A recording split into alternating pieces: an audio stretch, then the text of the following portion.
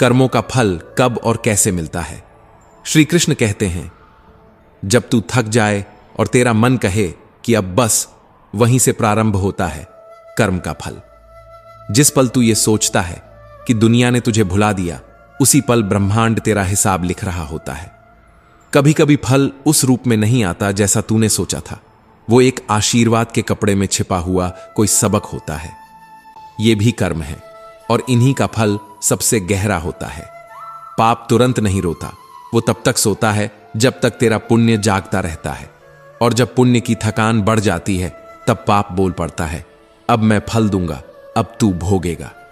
यदि तू सोचता है कि तूने छिपकर कुछ कर लिया, तो जान ले, ईश्वर का न्याय छिपा नहीं करता, वो प्रतीक्षा करता है। वो प्रतीक्षा जो तेरी बुद्धि को भी भ्रम में डाल दे। सोचकर किया गया कर्म पश्चाताप की रेखा मिटा सकता है, परंतु बिना सोचे किया गया कर्म कई जन्मों तक तुझे उन्हीं रेखाओं के नीचे रुला सकता है। कर्म का फल निश्चित है, लेकिन उसका समय रहस्यमय है, क्योंकि ईश्वर की घड़ी में ना जल्दी है ना देर, वो सिर्फ न्याय है। इससे पहले कि हम इस विषय को गहराई से समझें, आपसे अनुरोध है कि इस वीडियो को अंत तक देखें। यदि आपको हमारा यह प्रयास पसंद आए तो वीडियो को लाइक करें और नीचे कमेंट में जय श्री राधे कृष्ण अवश्य लिखें। साथ ही अगर आपने हमारे चैनल को अभी तक सब्सक्राइब नहीं किया है तो अभी सब्सक्राइब करें और बेल आइकॉन जरूर दबाएं, ताकि हमारी हर नई प्रेरणादायक वीडियो सबसे पहले आप तक पहुंचे। श्री कृष्ण कहते हैं, हमें हमारे लक्ष्यों तक पहुंचने के लिए मार्गदर्शन देता है कर्म। यह सब कुछ इसी का खेल है। जो आज तुझे रुला रहा है, कल उसकी आंखें भी उसी वेदना से भीगेंगी, क्योंकि कर्म लौट कर आता है हमेशा, अवश्य। जो तेरे साथ बुरा कर रहा है, उसे सोचने में वक्त मत गंवा। उसे जवाब देने का काम तेरे कर्म को करने दे। जो तू आज सह रहा है, वो तेरे ही किसी पुराने कर्म का उत्तर है। किसी जन्म का बोया हुआ बीज अब फल बनकर लौट रहा है। जो तू बोएगा वही तू काटेगा। ये नियम है, न टलने वाला न मिटने वाला। तू भाग्य को दोष देता है, पर तेरे हाथों से किए हुए कर्म ही तो तेरी तकदीर बनाते हैं। सोच मत कि कौन तुझे धोखा दे गया, सोच ये कि तू अब किसे माफ कर सकता है, क्योंकि माफ करना भी एक कर्म है और सबसे ऊंचा कर्म है। तेरे शब्दों की कोई कीमत नहीं अगर तेरे कर्म उनके विपरीत हों। लोग तेरे चेहरे को भूल सकते हैं, तेरी बातों को भी, पर तेरे कर्म वो उनकी आत्मा में धंस जाते हैं। तू फूल बिछाएगा तो फूल लौटेंगे, कांटे बोएगा तो लहू भी तेरा बहेगा। जो तू कर रहा है वही तेरे भविष्य की मिट्टी है। गीली होगी तो फिसलन, सख्त होगी तो दीवार, और अगर तू उसे समझदारी से गूंथेगा तो वही तेरा मंदिर बन जाएगी। हर कर्म एक दस्तक है भविष्य के दरवाजे पर। तू जैसे कैसे अपने आज को सजाएगा, वैसा ही कल तुझे सौंप दिया जाएगा। तू मंदिर में जाकर अगर हाथ जोड़कर बाहर आकर किसी को अपमानित करता है, तो तेरा माथा नहीं, तेरे कर्म जले हुए होते हैं। धर्म और कर्म दो पहिए हैं, एक भी डगमगाया तो यात्रा वहीं थम जाएगी जहां से तू कभी चला था। श्री कृष्ण कहते हैं, कभी सोच, वो जो अपाहिज पैदा हुआ है, क्या उसका दोष है? नहीं, वो शायद उस जन्म का फल है जब उसने किसी की टांग तोड़ी थी। ये न्याय है, सज्जा नहीं। ये फल है, बद्दुआ नहीं। इसीलिए जो भी कर सोच कर कर, क्योंकि एक दिन यही तेरे सामने आएंगे, चुपचाप, धीरे धीरे, मगर जरूर। कर्म का फल कभी भूले नहीं देता। वो तू जहां भी जाएगा पीछे पीछे चलता है। तू तेज दौड़ेगा तो वो भी दौड़ेगा, तू छिपेगा तो वो कोने कोने से खोज निकालेगा। जिस दिन तू रुक जाएगा, समझ ले तेरा अंत शुरू हो गया, क्योंकि जीवन केवल जीने का नाम नहीं, यह कर्म में लगे रहने का नाम है। रुकना मतलब मिट जाना, थम जाना मतलब खो देना। और अगर तू सोचता है कि तूने अच्छा किया लेकिन तुझे बुरा मिला, तो धैर्य रख। कर्म तुरंत नहीं बोलते, वो अवसर की प्रतीक्षा करते हैं। जब वक्त आएगा तो तेरे अच्छे कर्म तुझे वहां पहुंचाएंगे जहां पहुंचने की किसी ने कल्पना भी नहीं की होगी। तेरे कर्म ही तेरा दर्पण है, तेरी आत्मा की पहचान है, तेरे धर्म की छाया है। तू जैसा करेगा वैसा ही देखेगा। यही संसार की सबसे गहरी गूढ़ता है। तू खुद को कितना भी बड़ा समझ ले, लेकिन अगर तेरे कर्म छोटे हैं तो तू अपने आप को खो चुका है। जो तू सोच रहा है वही बन रहा है, जो तू कर रहा है वही लौटेगा। तेरे हर संकल्प की छाया तेरे कर्मों पर पड़ती है। इसीलिए जब तू निर्णय करे तो पहले खुद से पूछ, क्या इसका परिणाम मैं सह सकूंगा? क्योंकि जो तू आज बोएगा कल वहीं तेरे सामने खड़ा होगा, प्रश्न बनकर उत्तर मांगते हुए। तू दूसरों की गलतियों में समय ना गंवा, तू अपने कर्म सुधार। क्योंकि अगर तू कर्म को भूल जाएगा तो जीवन तुझे ही भूल जाएगा। जो लोग दूसरों को गिराते हैं उन्हें समय सबसे पहले गिरा देता है, और जो दूसरों को उठाते हैं उन्हें समय स्वयं उठाता है। क्या हर कर्म का फल इस जन्म में ही मिलता है, या कभी ऐसा भी होता है कि किसी की हुई भलाई का उत्तर वर्षों बाद किसी अनदेखे मोड़ पर किसी अपरिचित मुस्कान के रूप में लौट आता है? कभी कभी जीवन के उत्तर प्रश्न पूछने से नहीं बल्कि उन्हें महसूस करने से मिलते हैं। जिस क्षण हम किसी भूखे को भोजन दे रहे होते हैं उस क्षण हम अपने भाग्य को सींच रहे होते हैं, बिना ये जाने कि कौन सा बीज कब फल देगा। कर्म एक बीज है और समय उसकी भूमि। आज बोया गया विश्वास कल किसी अनजाने हाथ से फूल बनकर लौटेगा। बचपन की एक प्यास, एक गिलास दूध, और वर्षों बाद एक डॉक्टर की आत्मा से निकला उत्तरदायित्व। एक लड़की का निश्चल सेवा भाव, वो स्वार्थ रहित कर्म जो एक दिन डॉक्टर के रूप में लौटता है, दवा नहीं भावना बनकर। और तब जब लड़की बीमार पड़ी, जब उसकी दुनिया अंधेरी हो चली थी, तो अतीत का वो एक क्षण जो उसने भुला दिया था आज उसके जीवन की सबसे बड़ी आशा बनकर लौटा। डॉक्टर ने इलाज के अंत में सिर्फ एक पंक्ति लिखी, इसका भुगतान तो वर्षों पहले हो चुका था, जब आपने बिना मूल्य एक गिलास दूध दिया था। क्या यह पूर्व जन्म नहीं था? क्या यह वही कर्म नहीं था जो समय की रेखा को चीरकर इस जन्म में फलित हो रहा था? कभी कभी पूर्व जन्म कोई और जन्म नहीं होता, बल्कि हमारा ही वर्तमान होता है जो भूल गया होता है अपने किए हुए अच्छे कर्मों को। और जब वो लौटते हैं तो न किसी तिथि का अनुमान होता है, न किसी नाम की पहचान। वो बस लौटते हैं, ब्याज सहित, प्रेम सहित और आंखों में आंसुओं के साथ। अर्जुन ने पूछा था, हे माधव, अच्छे लोगों के साथ बुरा ही क्यों होता है? तब जीवन की गति बदल जाती है। कुछ अचानक सरल हो जाता है, कुछ बिना कारण कठिन हो जाता है।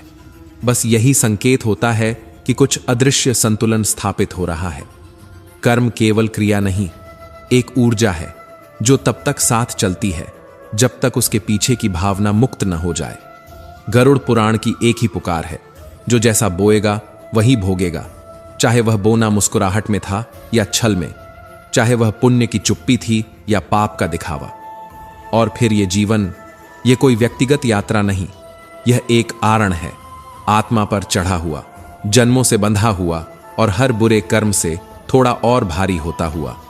जो पुण्य छल से भीग जाए वह पाप बन जाता है, और जो पीड़ा निस्वार्थ हो वह तपस्या बन जाती है। और यही तपस्या कभी कभी चुपचाप हमारे कर्मों की गठरी को हल्का कर देती है, बिना किसी को बताए, बिना किसी फल की मांग किए। मनुष्य को 84 लाख योनियों की यात्रा के बाद यह मानव जीवन मिलता है। यह कोई साधारण देह नहीं, बल्कि मोक्ष का एकमात्र द्वार है। और यह द्वार खुलता है तब जब तू भीतर से खाली होता है, जब तू अपने कर्मों की रसीदें समर्पण में फाड़ देता है। धन, वह भी एक प्रकार की परीक्षा है। अधिक हो तो विनम्रता मांगता है, और कम हो तो धैर्य। पर सबसे बड़ा पाप यह नहीं कि धन नहीं है, सबसे बड़ा पाप यह है कि जब था तब उसका उपयोग न किया गया, और जब नहीं था तब दूसरों को लूटा गया। तू सोचता है कि आज जो कष्ट है वह इस जन्म का है, पर क्या पता यह दुख उस जन्म की सजा है जहां तू मुस्कुराया था किसी और की पीड़ा पर। या ये आंसू उस आत्मा के हैं जो किसी दिन तेरे कारण टूटी थी और अब वहीं तेरे भीतर से बह रही है। शास्त्रों में वर्णन है, यदि अच्छे कर्म अधिक हैं तो बुरे कर्मों का फल इसी जन्म में मिलेगा, ताकि अच्छे कर्मों का फल अगले जन्म तक सुरक्षित रहे। और यदि बुरे कर्म अधिक हैं तो अच्छा भोग अभी मिलेगा, ताकि अगला जन्म तेरे पापों का पूरा मैदान बन सके। पर सवाल यह नहीं कि फल कब मिलेगा, असली सवाल है तू उस फल के लिए किस भाव से कर्म कर रहा है। क्योंकि यदि वह भावना स्वार्थ है तो फल भी तुझसे दूर होगा, और यदि वह त्याग है तो फल स्वयं दौड़ कर आएगा, पर तुझसे कुछ मांगेगा नहीं। कभी किसी से छल करके उसके हिस्से की मुस्कान चुराकर तू अपना भाग्य नहीं संवार सकता, क्योंकि ईश्वर की न्याय तुलना में भावना का वजन शब्दों से अधिक होता है। और जैसे ही तेरी आत्मा यह समझ जाती है कि उसका मार्ग सिर्फ प्रेम, सेवा और शांति है, उसी क्षण तेरा चक्र पूर्ण हो जाता है। पर ध्यान रहे, यह चक्र समाप्त नहीं होता तब जब तू सफल हो जाए। यह समाप्त तब होता है जब तू तृप्त हो जाए। और तृप्ति वह स्वर्णिम द्वार है जिसके पार केवल वही पहुंचता है जो भीतर से रिक्त होता है और पूर्ण भी। श्री कृष्ण कहते हैं, मनुष्य को अपने घर परिवार की जिम्मेदारियां निभाते हुए भी कर्म में सच्चाई रखनी चाहिए, क्योंकि वही दैवीय शक्तियों की दिशा तय करती है। सच्चाई जब जीवन का हिस्सा बनती है तो कठिनाई उसका शत्रु नहीं, उसका गुरु बन जाती है। बुरी संगति सिर्फ समय बर्बाद नहीं करती, वह आत्मा की दिशा बदल देती है। इसलिए अपनी संगत को चुनते समय यह न देख कि वे तुझे क्या दे सकते हैं, यह देख कि वे तुझे क्या बना सकते हैं। और जब पूर्व जन्म का कर्म चक्र पूर्ण होता है, जब सभी आण चुक जाते हैं, सभी आंसू बह जाते हैं, सभी इच्छाएं शांत हो जाती हैं, तब आत्मा मोक्ष के द्वार को खटखटाती नहीं, वह बस पार हो जाती है। क्योंकि उस क्षण न प्रश्न बचते हैं न उत्तर, बस एक मौन बचता है जहां आत्मा को उसकी असली पहचान मिलती है। कभी कभी जब भीतर से कोई आवाज कहती है अब बहुत हुआ, तब असल में प्रारब्ध बोल रहा होता है। और प्रारब्ध क्या है? यह कोई तर्क नहीं, यह कोई प्रश्न नहीं, यह उत्तरों की वो गहराई है जो हमारी आत्मा में जन्म जन्मांतरों से संचित हुई है। पाप का फल कब मिलेगा? जब तुम्हारी आत्मा पुकारेगी और तुम्हारा अंतर्मन चुप रहेगा, तब पाप तुम्हारे सामने खड़ा होगा बिना बुलाए। अगर पाप अधिक है तो वह अगला जन्म मांगेगा, अगर कम है तो वह इस जन्म में ही तुम्हें रुला देगा। संत ने कहा था, नाम भवसागर से पार लगाता है। गोपी ने विश्वास किया। गोपी ने भगवान का नाम लेकर यमुना पार की, जैसे जमीन पर चल रही हो। नाविक की जरूरत ही नहीं पड़ी। संत को निमंत्रण देने गई। संत ने नाविक बुलवाया। गोपी ने कहा, चलिए ऐसे ही पार कर लेते हैं। संत ने कहा, बिना नाव कैसे? गोपी बोली, आप ही ने तो कहा था नाम से भवसागर पार होता है। संत ने देखा, गोपी चल गई यमुना पार। संत ने कदम रखा, डूब गए। गोपी लौटी, हाथ पकड़ा, साथ ले चली। इस बार संत भी पार। संत गिर पड़े गोपी के चरणों में, बोले, तू धन्य है, मैं तो सिर्फ कहता रहा, तुमने तो जी लिया। और यह वही नाम है जो बिना दाम के तुम्हें पार ले जाए, वही नाम जो रोते दिल को भी मुस्कान दे, वही नाम जो भीड़ में भी तन्हाई मिटा दे। जो इस नाम में रम गया उसे फिर कभी कोई भ्रम नहीं रहा। वो नाम जिसमें अंत नहीं, वो भाव जिसमें सीमा नहीं, और वही जीवन जिसमें यह नाम बस जाए, बस वही मोक्ष है। यह रही आपकी स्क्रिप्ट, शुद्ध वर्तनी, गहराई, भावनात्मक टोन, उल्टी सीधी संरचना और निरंतर प्रेरणात्मक बहाव के साथ। नाम से यमुना नहीं, जीवन की सूखी आत्मा पार होती है। शब्द चुप थे, भावनाएं बोल रही थीं। संत बोले थे, नाम का स्मरण भवसागर पार करा देता है। पर गोपी ने तो सिर्फ भवसागर नहीं, संदेह भी पार कर लिया था। कदम यमुना में नहीं, आस्था की मिट्टी पर पड़े थे। नदी नहीं हटी थी, बस भय की लहरें थम गई थीं। सुनो, इमली का नाम लो, मुंह में पानी आता है। पर जब तुम प्रभु का नाम लो और आत्मा में ठंडक न हो, तो शायद तुम्हारा उच्चारण ठीक नहीं या मन भटका हुआ है। बाजार में सब कुछ बिकता है, पर मां जैसी जन्नत नहीं। और जब मां की हथेली पर तकदीर की स्याही होती, तो शायद कोई गम न लगता। जिसने खुद को खो दिया उसे कोई रास्ता नहीं भटकाता। जो भीतर से टूटा हो उसे दुनिया की भीड़ न डरा सकती है। पर यह कथा कहां रुकी? क्योंकि गोपी ने तो बस एक संत की बात सुनी थी, पर संत ने गोपी की सच्चाई को जीते हुए देखा। नाम लिया, पैर बढ़ाया, नदी ने रास्ता दे दिया। पर संत नाम लिया और डूब गया।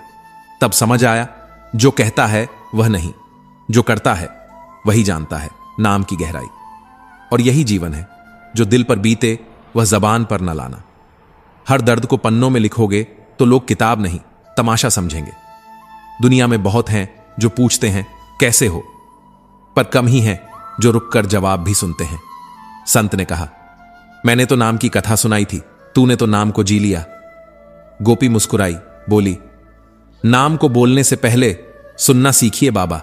नाम तब पार लगाता है जब उसमें खुद को डुबो दिया जाए, और वहीं से कथा फिर उलटी चलती है। जहां तूने सब कुछ छोड़ा वहीं सब कुछ मिलता है। सब्र वो वृक्ष है जिसकी जड़ें कड़वी पर फल मीठे होते हैं, परंतु कभी कभी जड़ें ही खा जाती हैं उन लोगों को जो फल से पहले स्वाद ढूंढने लगते हैं। श्री कृष्ण कहते हैं, जिसे खुद की पहचान न हो वह दुनिया में सबसे ऊंची आवाज में बोलता है। जो सबसे ज्यादा हंसते हैं अक्सर वही सबसे ज्यादा रोते हैं। बस आंसू भीतर होते हैं और हंसी बाहर। कभी खुद से भी मिल लिया करो, क्योंकि मोबाइल पर नंबर मिलाओगे तो आवाज आएगी। जिस आत्मा से संपर्क करना चाह रहे हैं वह खुद से व्यस्त है। नाम लेने के लिए जुबान नहीं, भरोसे की जमीन चाहिए। जहां भरोसा डगमगाया वहां नाम भी सिर्फ शब्द बन जाता है। कभी गोपी से मिलना, वो न तर्क जानती थी न धर्म की पुस्तकें, पर उसके एक श्री कृष्ण में समूचा ब्रह्मांड समाया था। सुनो, अगर कभी कोई कहे कि छोटे हो गलती मत करो, तो मुस्कुरा देना और कहना, गलती हम नहीं करेंगे तो कौन करेगा। आप जैसे बड़े तो बस छुपा लेते हैं अपनी गलतियां। जो सच में अपना होता है वो आपको बुरा कहेगा, पर बुरा करेगा नहीं, क्योंकि सच्चे रिश्ते आलोचना में भी अपनापन छोड़ते हैं। जिन्हें जाहिर करना पड़े वो दर्द कैसा, जो समझ ना सके वो हमदर्द कैसा। याद रखना, हर बार गिरना बुरा नहीं, कभी कभी जमीन को महसूस करने के लिए भी गिरना जरूरी होता है। जो बात चुपचाप समझ ले वही सबसे बड़ा दोस्त होता है। जो सबके सामने समझाए वह सलाहकार हो सकता है, पर हमदर्द नहीं। जिन्होंने त्याग किया वे अमर हुए, और जिन्होंने संजोया वे सड़ते रहे तिजोरियों में, एकांत में, अपनों से परे। मौत हर पल दस्तक देती है, पर हम घड़ी की टिक टिक सुनते हैं जैसे समय कभी रुक जाएगा।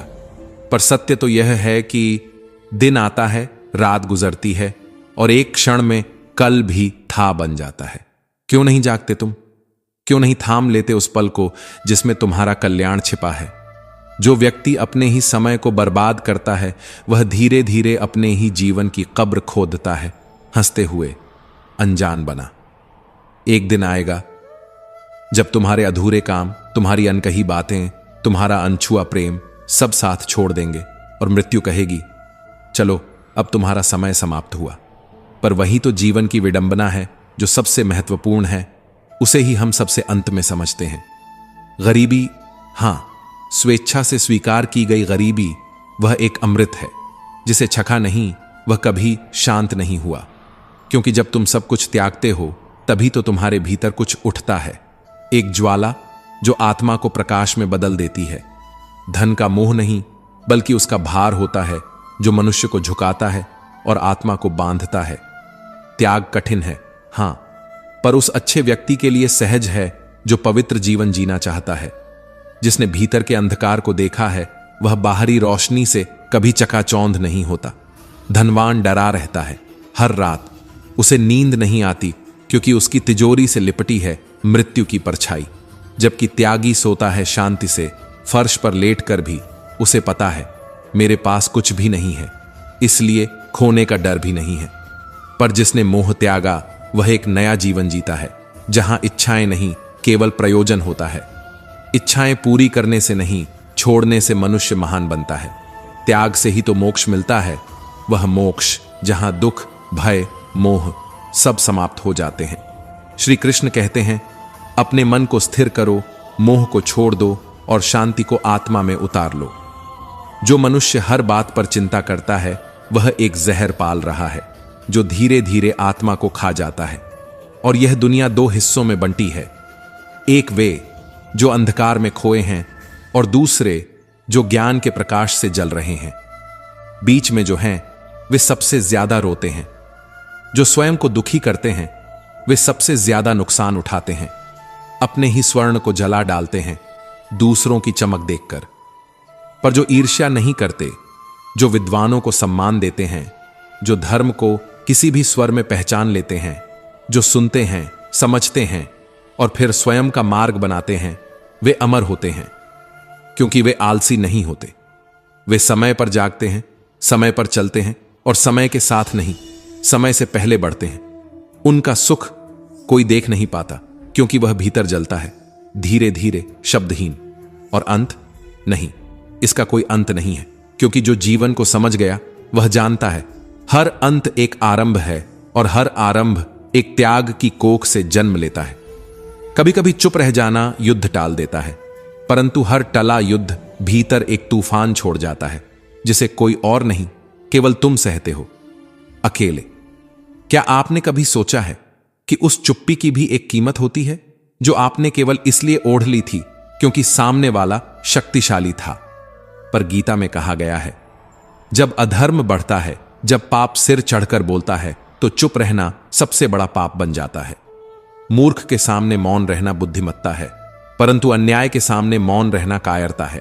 और यह कायरता धीरे धीरे आत्मा को खा जाती है, किसी दीमक की तरह, जो बाहर से लकड़ी को सुंदर छोड़ देती है पर भीतर से खोखला कर देती है। हम शक्तिशाली व्यक्ति के सामने चुप रह जाते हैं। क्यों? क्या उसकी ताकत हमें डराती है, या हमारा अपना डर हमें जकड़ लेता है? असल में डर हमारा है, जिसे हमने पाल पोस कर इतना बड़ा कर दिया है कि वो अब हमारी आवाज को ही निगल जाता है। हम सोचते हैं, अब नहीं बोलूंगा तो विवाद नहीं होगा, परंतु यही अब नहीं एक दिन इतना बड़ा कभी नहीं बन जाता है कि हमें स्वयं पर ही क्रोध आता है। विवाद टालने से टलते नहीं, वे भीतर दबते हैं और फिर एक दिन फूटते हैं, विस्फोट बनकर, जहां फिर न संवाद होता है न समाधान। चुप्पी जो कभी सम्मान की प्रतीक होती थी, वही चुप्पी अब अन्याय की सहमति बन जाती है। सामने वाला समझता है तुम डरते हो, और यहीं से वह ताकतवर नहीं, दंभ से भरा शोषक बन जाता है। क्या तुम्हें नहीं लगता कि तुम्हारी यह चुप्पी किसी मासूम की चीख को दबा सकती है? किसी दिन जब तुमने बोलने का साहस किया होता तो कोई और भी शायद साहस कर पाता, पर तुम चुप रहे। विश्वास के बिना कोई भी रिश्ता इस संसार में बहुत दिन टिक नहीं सकता, और जो खुशी है वह सिर्फ आजादी से उपजती है, और आजादी साहस से। जिसमें साहस नहीं है उसमें जीवन की सच्ची मुस्कान भी नहीं होती। जैसे पेड़ पत्तियां बदलता है पर जड़ें नहीं, वैसे ही सिद्धांत मत बदलो। अगर रास्ते काम ना आए तो रास्ता बदलो। अगर मेहनत का उत्तर नहीं मिला तो थक कर बैठो नहीं, क्योंकि राहें बदली जाती हैं, मंजिलें नहीं। और जब कोई तुम्हारे साथ ना चले तो अकेले चलने की हिम्मत रखो, क्योंकि अकेले चलने वाले ही इतिहास लिखते हैं। नारियल की चोट से पहले तुम्हें अंगूर की कृपा मिल जाए। तू बड़ा दयालु है। जब यह वाक्य पत्थर सा गिरता है तो सिर नहीं, आत्मा झुक जाती है। जो गिर रहा था वो अंगूर नहीं था, वो आस्था थी। जिस पर गिर रहा था वो माली नहीं था, वो सहनशीलता थी। और जो देख रहा था वो राजा नहीं था, वो स्वयं भाग्य था, जो अक्सर चिंताओं में आंख मूंद लेता है। मैंने तुम्हारे लिए अंगूर चुने महाराज। यह कथन नहीं, यह चेतावनी है उस विधाता की जो कभी नारियल नहीं फेंकता बिना कारण के। हर बार जब हम सोचते हैं कि हमारे ऊपर कुछ फेंका गया है, वह अंगूर है या नारियल, यह हमारी दृष्टि तय करती है। इसलिए कई बार जब ऊपर से कुछ गिरता है, नीचे सिर नहीं, हृदय झुकाना चाहिए। समय कभी अंगूर देता है, कभी पत्थर, पर उसका उद्देश्य एक ही है, तुम्हें जगाना। जिस तरह नारियल की जगह अंगूर आ जाए, वैसे ही विपत्ति की जगह अवसर आ सकता है, अगर तुम शिकायत नहीं, कृतज्ञता के साथ झेलो। भगवान तू दयालु है, एक वाक्य जो तब जन्म लेता है जब इंसान टूटता नहीं, झुकता है। और फिर एक नई कहानी की शुरुआत होती है, उलझी हुई लेकिन सच्ची। भूल से टूटते हैं शीशे और गलतफहमी से रिश्ते, पर दोनों की मरम्मत में एक ही तत्व लगता है, समझदारी। कभी किसी की खुशी के लिए अपनी मुस्कान गिरवी मत रखना, क्योंकि जो तुम्हें रुला सकता है वो तुम्हारा नहीं हो सकता, चाहे तुम उसके लिए कुछ भी करने को तैयार हो। चेहरे का रंग दोस्ती तय नहीं करता, मन का रंग ही मनुष्य का आईना होता है। वक्त किरदार लिखता है, हम तो सिर्फ संवाद बोलते हैं, पर कभी कभी संवाद भी तीर बन जाते हैं जो सीधा दिल को चीरते हैं।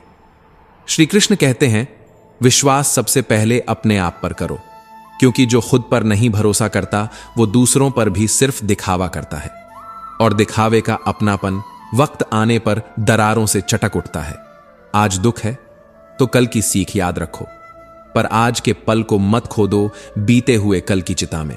सफल वही होता है जो लक्ष्य में खुद को खो देता है, जो अपने भावों से बाहर आ जाए, जो दूसरों की विशेषताओं से प्रेरणा ले, न कि ईर्ष्या।